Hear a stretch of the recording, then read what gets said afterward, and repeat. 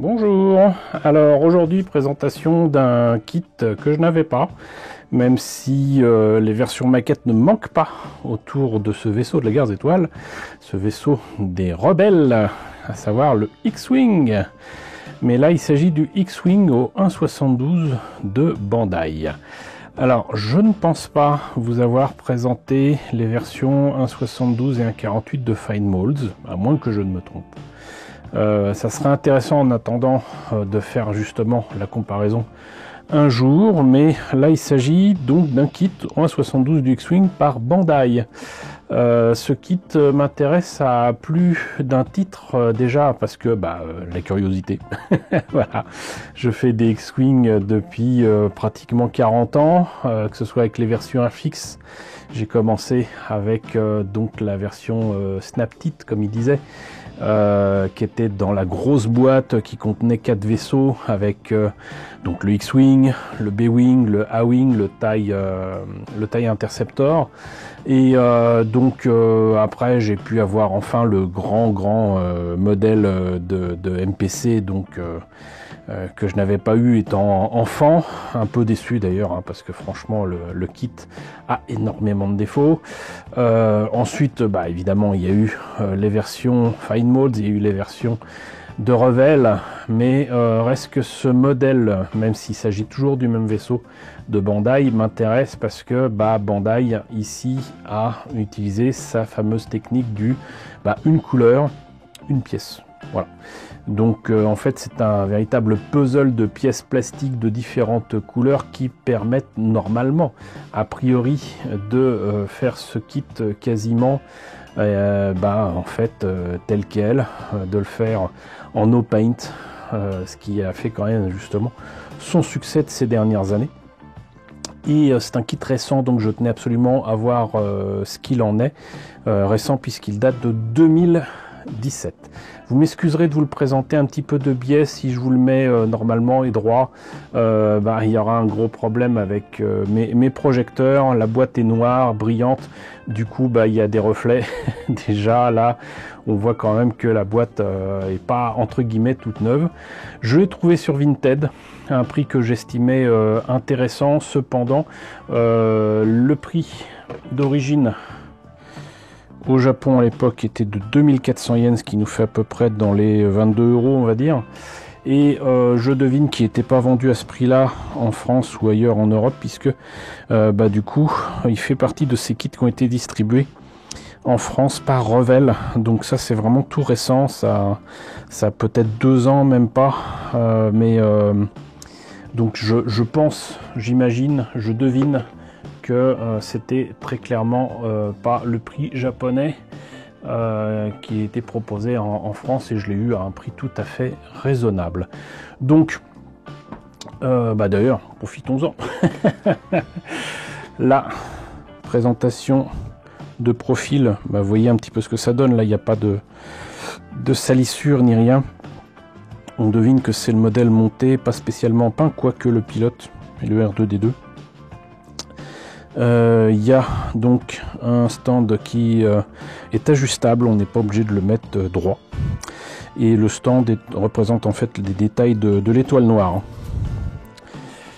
Ça je vous en ai déjà parlé, avec la tranchée de l'étoile noire qui était proposée avec un tout petit X-Wing.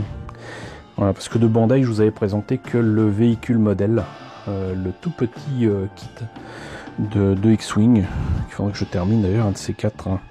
Donc là toujours ces fameuses images timbre-poste qu'affectionne tant Bandai, et ici des images donc du modèle. Là par contre je pense sincèrement qu'il est monté et peint, mais franchement trop propre, mais beau quoi. Vous voyez, on devine qu'il y a des détails de fou sur les ailes, les marquages de Red 5 sont là. Les détails du cockpit qui a toujours été le gros défaut des maquettes de X-Wing, que ce soit chez Revell ou ailleurs, c'est bon. Enfin, il y a bien que chez Fine Molds que c'était correct. Il y a même des détails cachés entre guillemets, avec des panneaux qui révèlent des mécanismes derrière R2D2. Donc en fait ça c'est le moteur qui permet de passer en vitesse lumière. Ici vous avez le nez de l'appareil.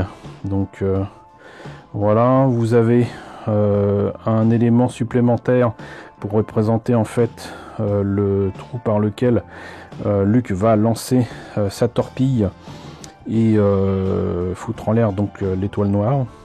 Et sinon, bah, évidemment, il y a des trains d'atterrissage, ce qui fait quand même beaucoup pour un kit, j'allais dire aussi petit, parce que en fait, le truc c'est que un 72 c'est pas si grand que ça. Et du coup, c'est, même si j'ai le véhicule modèle, un des kits de X-Wing aussi détaillé en tout cas, plus petit que je puisse avoir. Je regrette vraiment de ne pas pouvoir le comparer au modèle de Fine Molds, mais bon, on va faire avec. Donc, assez parlé, assez présenté, ce X-Wing. Maintenant, il nous faut voir à l'intérieur ce que ça donne. Alors, on va commencer par la notice. Encore une belle photo du modèle de Bandai, hein, ici. Une photo supplémentaire avec donc la cible, nécessitant de mettre une toute petite torpille pour foutre en l'air une station spatiale à la taille d'une lune. Donc voilà. Hop. Ici, les pièces sont présentes. On voit que, entre guillemets, il n'y en a pas tant que ça, mais on appréciera que, contrairement aux maquettes de Gundam, que fait Bandai aussi, vous avez le choix. Si vous voulez, vous pouvez utiliser des autocollants, vous pouvez utiliser des décalcos. Pour les véhicules modèles, d'ailleurs, j'aurais apprécié que ce soit le cas aussi. Mais là, vous avez le choix. Vous avez l'un ou l'autre. Et souvent, sur ces kits de Bandai, vous avez aussi la possibilité de faire avec des pièces transparentes ou avec des pièces, j'allais dire, vides, creuses. Parce qu'en fait, il faut savoir que pour les modèles de tournage de Star Wars, les modèles de tournage n'avaient pas forcément de pièces transparentes. Et pour éviter les reflets, pour éviter tout problème de reflets des projecteurs, reflets de la caméra ou je ne sais quoi. Donc du coup, le plus simple, c'était encore de ne pas mettre de pièces réfléchissantes, surtout. Voilà. Donc du coup, on peut faire ça aussi avec ce genre de kit. Du coup, il y a certaines pièces qui sont en double. Voilà. Et des pièces transparentes pour les torpilles, les machins. Et la notice m'a l'air quand même d'être, je vais pas dire compliquée, mais quand même très très complète. Je vais être obligé de reculer un tout petit peu. Voilà, donc visiblement on commence par les ailes avec comme les précédents kits, à savoir donc vous avez une aile de droite, une aile de gauche. L'aile droite est en haut, l'aile de gauche est en bas. C'est quelque chose qui échappe à beaucoup de personnes et qui fait que beaucoup de kits que j'ai vus, notamment de Revell sur le net, il y a beaucoup de gens qui vendent ça et ils ont mis les ailes à l'envers. Ça arrive extrêmement souvent.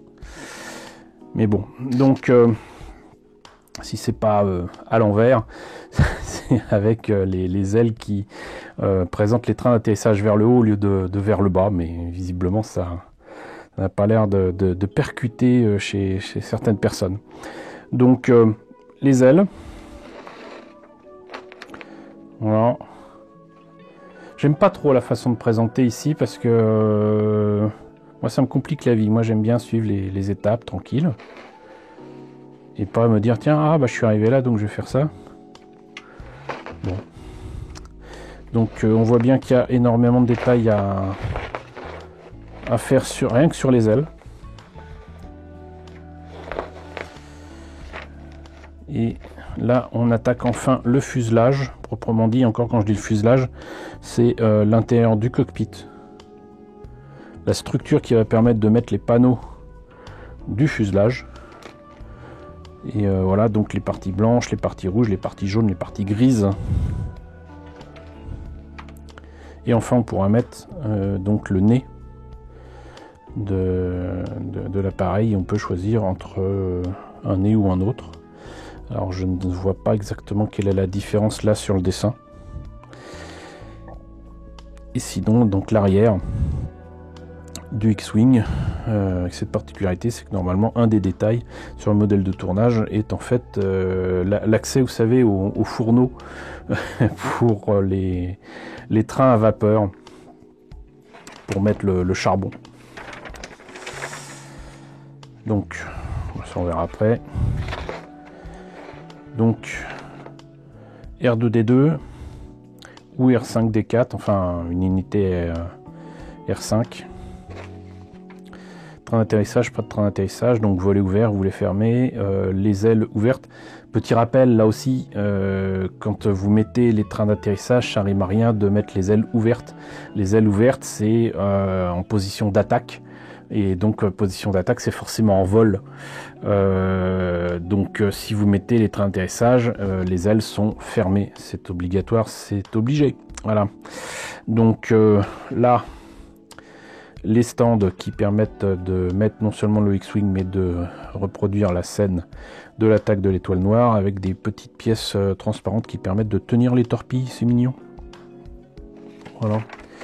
Et donc après, il faut placer quand même les marquages, les décalcos ou les autocollants. Ils expliquent quand même comment s'y prendre pour les décalcos. Hop, donc voilà. Et ici, on a a priori, je dirais les décalcos. Parce qu'avec Bandai, faut se méfier. Des fois, on se dit, tiens, c'est les décalcos, puis en fait, c'est des autocollants. Mais là, a priori, c'est les décalcos. Et vous voyez qu'il y a deux fois donc les montants du cockpit. Donc, il y a de fortes chances que ce soit pour la pièce qui est creuse et la pièce qui est transparente. Idem là, pour les montants, j'allais dire arrière. Et même deux fois R2D2, alors ça je ne l'explique pas, mais le dôme de R2 y est deux fois. Bon. Et là c'est le stand. Vous voyez que c'est bien détaillé. Ça c'est quelque chose que j'ai déjà entre guillemets grâce à la tranchée de l'étoile noire que j'ai acheté de Bandai, qui est livré par contre avec un tout petit X-Wing. Mais qui a tous les socles qui étaient vendus à tous les autres kits au 1.72 de Star Wars et qui permet de reproduire la tranchée. Voilà. Donc ici vous voyez que c'est pas bien grand, hein, franchement. Les ailes c'est tout petit, le cockpit petit aussi. Et là vous voyez que là ça c'est le cockpit creux. Et là, donc, il y a cette particularité des kits Bandai qui sont distribués, j'allais dire, à l'étranger. C'est que on a une silhouette pour figurine, donc debout. Et ça, c'est vraiment dommage. Je comprends pas d'ailleurs pourquoi c'est comme ça, mais on a pu constater que donc les kits qui partaient en dehors du Japon étaient comme ça. Donc voilà, j'en avais déjà parlé pour les TIE Fighter du First Order que je vous ai présenté il y a un bout de temps. Et sinon pour le pilote, bah écoutez, je suis un peu étonné parce que sans être aussi moche que les figurines qu'il y a dans le Scout Walker que je vous ai déjà présenté aussi, il y a quand même des défauts de proportion de fou. Le torse, on dirait du 1/100e, les jambes on dirait du 1/72, mais on est d'accord que il a des grandes jambes, hein. C'est bon. En attendant donc de belles pièces, hein, quand même.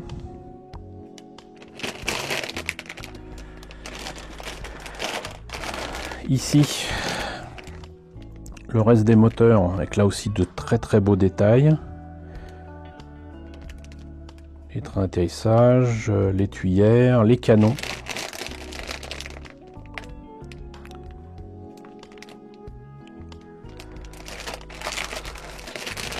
Et là donc les autocollants, là on voit bien que c'est des autocollants. Et ici du coup ça va être un peu difficile, je vais faire un peu de bruit, désolé. Du coup j'aurais peut-être dû ouvrir tout le reste.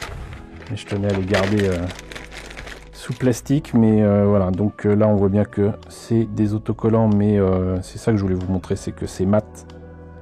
Voilà, et c'est pré-découpé. Donc pour certaines choses, ça peut être sympa d'utiliser ça plutôt que les décalcos. Mais à voir. À voir. Et donc là, le fuselage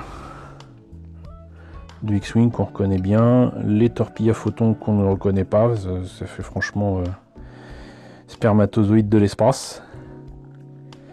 Et là, vous voyez, donc c'est ce que je vous disais. Donc la verrière, ici, transparente, mais il faut peindre les montants, donc du coup, c'est ce qu'il faut en décalco si vous voulez. Mais là, franchement, des décalcos sur une pièce transparente, ensuite vernir, bon courage.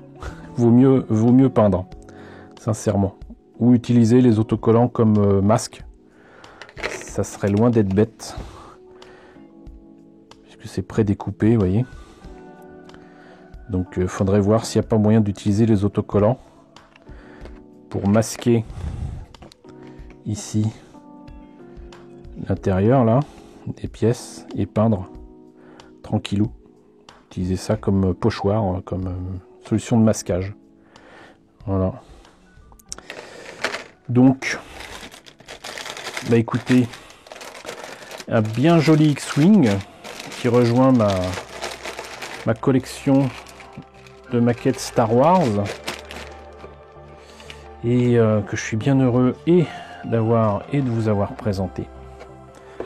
Voilà, donc modèle O1-72. J'espère que cette présentation vous a intéressé. N'hésitez pas à me dire ce qu'il en est dans la section commentaires. N'hésitez pas à liker, c'est très important. N'hésitez pas à partager. N'hésitez pas à vous abonner si ce n'est pas déjà le cas.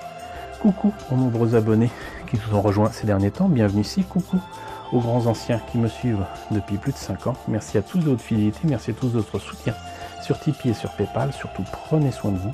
Je vous laisse avec la liste des contributeurs de la chaîne et je vous dis à très bientôt pour la présentation d'un nouveau kit Star Wars.